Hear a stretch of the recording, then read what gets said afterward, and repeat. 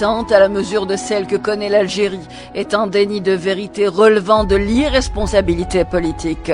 Cette démarche inconséquente a montré ses limites quand ses auteurs ont tenté d'imposer le 5e mandat. Organiser une élection, c'est d'abord inviter les différentes composantes de la société à s'exprimer par le biais des urnes. Seulement aujourd'hui, l'immense majorité de l'électorat réclame le renvoi de cette date et l'annulation d'une présidentielle martelée avec insistance par le pouvoir en place. Les différents scandales financiers et politiques sont une preuve inéluctable du pourrissement des structures de l'État, des structures gangrénées par des pratiques immorales. Ces structures sont des organes névralgiques qu'il faut impérativement d'abord assainir. Il ne s'agit pas, et nous sommes d'accord, il ne s'agit pas d'une chasse aux sorcières, aux allures de persécution organisée et injuste, mais du rétablissement d'un gage de confiance essentiel dans la construction d'un État-nation. Le mouvement populaire que vit notre pays ne doit en aucun cas s'essouffler. L'expérience passée a démontré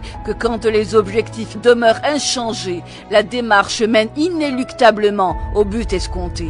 Car en effet, le pacifisme peut faire changer au fusil d'épaule. Des faits de l'histoire ont également démontré que les unes médiatiques sont des diversions destinées à freiner un élan pris en le contraignant subtilement à arrêter sa bonne foulée et le détourner ainsi de son but initial.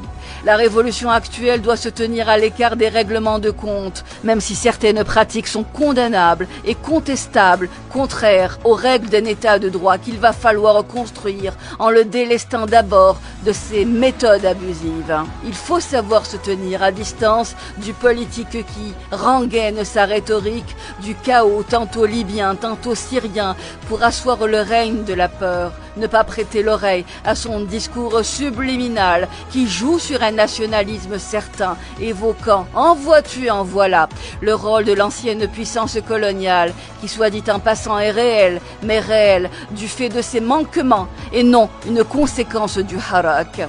Il est important que les étudiants qui manifestent sans violence pour réclamer le départ des symboles du système continuent à aller de l'avant, car de la réussite de la mobilisation du mardi dépend celle du vendredi et inversement.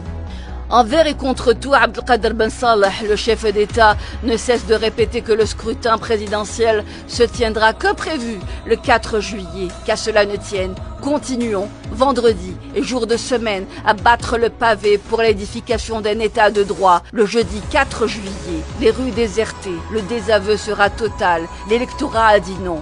L'électorat représente la force politique, celle qui construit le pouvoir et le plébiscite. Nos voix sont nos gages. Le lendemain sera par la force du destin un vendredi.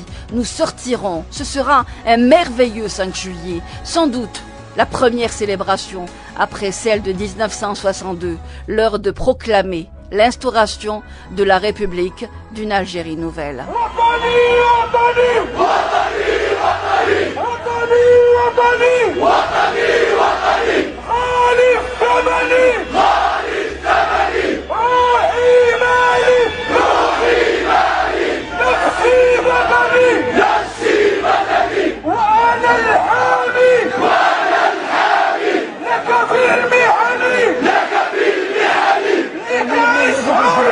لنعيش